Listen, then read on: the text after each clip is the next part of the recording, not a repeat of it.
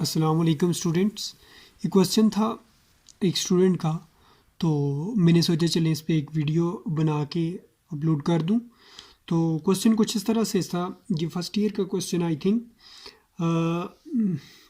Find the value of N की value find करनी है सो डैट ए की power N plus one plus B की power N plus one over A N plus B N may be the arithmetic mean between A and B. ये जो आपको given है ये कहता है कि ये अर्थमेटिक मीन है, may be arithmetic mean between A and B, A और बी के दरमियान ये अर्थमेटिक मीन है। ठीक है, तो एन की वैल्यू हमने फाइंड करनी है। एन की वैल्यू कैसे फाइंड होगी वो हम इसके सोल्यूशन की तरफ मूव करते हैं। सोल्यूशन कुछ इस तरह से है इसका। सोल्यूशन वी नो डैट हमारे पास एक फार्मूला होता है अर्थमेटिक मीन फाइंड करने का। ठीक है, A for arithmetic, M for mean. तो arithmetic mean which is equal to, जब ए एंड बी आपके पास दो नंबर हों तो अर्थमेटिक मीन कैसे फाइंड की जाती है, ए प्लस बी डिवाइडेड बाय 2। इसको मैं नाम दे देता हूँ फर्स्ट इक्वेशन का। सिमिलरली यहाँ पे उसने ये गिवन हमें दिया है ए की power N plus one plus B की power N plus one over A N plus B N. ये भी एक अर्थमेटिक में भी अर्थमेटिक मीन है, तो मैं इसको भी लिख लेता हूँ इस तरह। And arithmetic mean which is equal to a की power N plus one plus B की power N plus one divided by a N plus B n, equation number second. ठीक है, अब इसके बाद देखें ये भी अर्थमेटिक मीन है और ये भी अर्थमेटिक मीन। ये जनरल फार्मूला अर्थमेटिक मीन का और ये इस क्वेश्चन में गिवन है हमें। तो मैं अगर यहाँ पे इन दोनों को कंबाइन कर दूँ, question number first and second को, क्योंकि ये अर्थमेटिक मीन की इक्वल है, ये भी अर्थमेटिक मीन की इक्वल है, जाहिर बात है ये दोनों भी आपस में इक्वल होंगे। तो मैं इसको इस तरह लिख सकता हूँ, दिस इम्प्लाइज डैट ए की power N plus one plus B की power N plus one over A N plus B n which is equal to a plus b divided by 2। ऐसे में लिख सकता हूँ इसको। अब क्या करते हैं, क्रॉस मल्टीप्लाई करते हैं, ये 2 इधर आ जाएगा, इसके साथ मल्टीप्लाई हो जाएगा आके। This implies that 2 into a की power N plus one plus B की पावर एन प्लस वन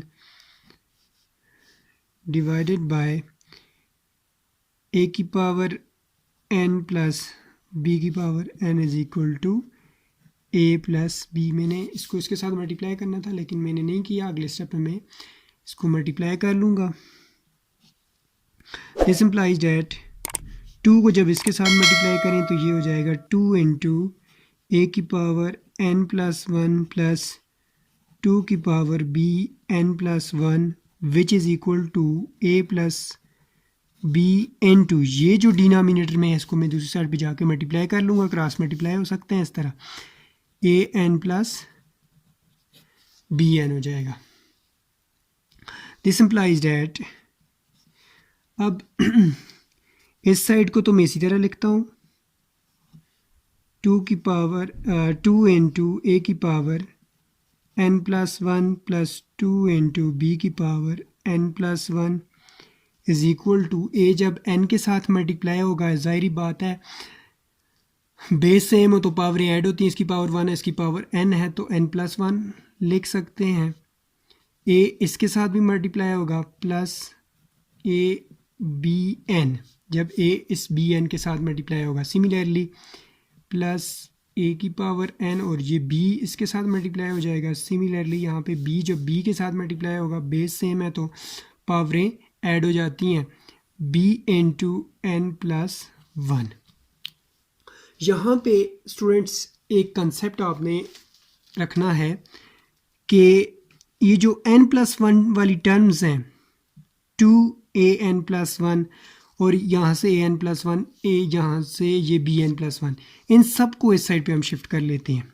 तो this implies that 2an+1 plus 2bn+1 minus an+1 minus bn+1, ये वाली टर्म भी मैंने शिफ्ट कर ली है और ये वाली भी। सिर्फ इस साइड पे आपके पास bn प्लस an और b रह जाएगा। नेक्स्ट स्टेप में मैं इस तरह कर लेता हूँ, दिस इम्प्लाइज दैट 2a की पावर n+1 और ये यहाँ पे ये वाली टर्म है माइनस a की पावर n+1 वाली टर्म मैंने एक जगह पे कर ली, एक टर्म ये थी दूसरी ये थी। सिमिलरली यहाँ पे 2bn+1 और दूसरी टर्म ये है bn+1 और ये bn+1 वाली टर्म है। इस साइड पे a into bn plus an and b। This implies that 2 में से इसका कोफिशिएंट 2 है, इसका कोफिशिएंट 1 है। 2 में बेस सेम है, a की पावर n+1 है, इधर b a की पावर n+1 है, तो ये माइनस हो सकते हैं। 2 में से 1 को माइनस किया, यहाँ पे 1 है, ठीक है। 2 में से 1 को माइनस किया तो सिर्फ an+1 रह जाएगा, प्लस यहाँ पे भी वही सिलसिला है, यहाँ पे कोफिशिएंट इसका 1 है। 2 में से 1 को माइनस किया तो आपके पास bn+1 आ जाएगा, which is equal to bn plus a की पावर n एंड b आ जाएगा हमारे पास, ठीक है। इसके बाद क्या करना है, इसके बाद n+1 वाली टर्म, मतलब कहने का ये है कि यहाँ पे हम इसको an+1 वाली टर्म को इधर ही रखते हैं और यहाँ से हम an वाली टर्म, ये वाली जो टर्म है, इसको इधर शिफ्ट कर लेते हैं। तो ये इधर आके an+1 ये वाली टर्म और यहाँ से मैंने शिफ्ट किया an b को इस साइड पे शिफ्ट किया है, तो माइनस a की पावर n b हो जाएगा। और यहाँ से मैं इसको उधर शिफ्ट कर लेता हूँ, a की पावर a इंटू b की पावर n है और ये माइनस b की पावर n+1। ये मैंने क्यों किया है, ये इस स्टेप में आपको समझ आ जाएगी इसकी। यहाँ से मैं an को कॉमन लेता हूँ,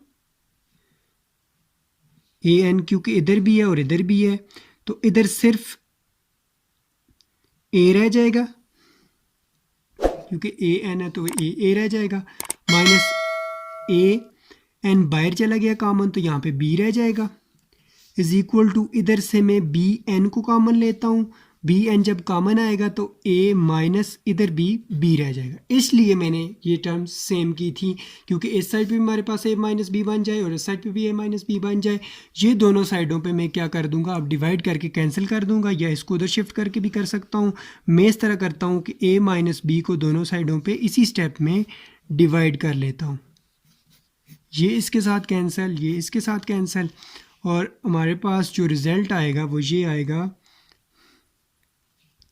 a की power n is equal to b की power n। This implies that, इसको मैं इस तरह लिख सकता हूँ, a की पावर n दोनों साइडों पे b की पावर n से डिवाइड कर लेता हूँ, ये इसके साथ कट जाएगा और मेरे पास जो रिज़ल्ट आएगा वो ये आएगा, a की पावर n और b की power n is equal to 1। This implies that, इसको मैं इस तरह भी लिख सकता हूँ, a और b होल पावर, होल पे उठा लेता हूँ पावर को, इज इक्वल टू 1 आ जाएगा, ठीक है। यहाँ पे अब मैं अगले स्टेप में इसको इस तरह कर लेता हूँ। नीचे देखें, अगर आपके पास किसी भी नंबर की पावर जो है वो 0 आए तो वो 1 की इक्वल होती है। तो मैं अगर इसको इस तरह लिख लूँ, a की पावर a और b whole power n is equal to a और b होल पावर 0। देखें यहाँ पे हमारे पास ऊपर 1 आ रहा था, इस 1 की जगह मैंने a और b होल पावर 0 कर दी है, क्योंकि इस ए ओवर बी होल पावर 0 भी 1 की इक्वल ही आती है, ठीक है। तो यहाँ पे मैं क्यों मैंने किया, क्योंकि मुझे n की वैल्यू चाहिए थी, n की वैल्यू मैंने फाइंड करनी थी। तो बेस मैंने सेम करने थे, बेस वैसे सेम हो नहीं सकते थे, मेरे पास कोई दूसरा रास्ता नहीं था।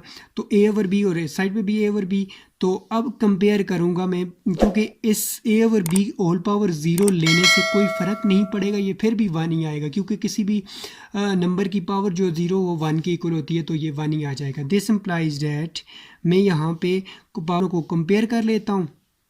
Comparing the power,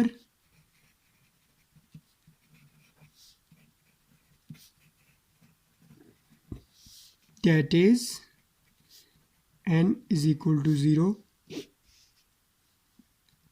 which is our answer।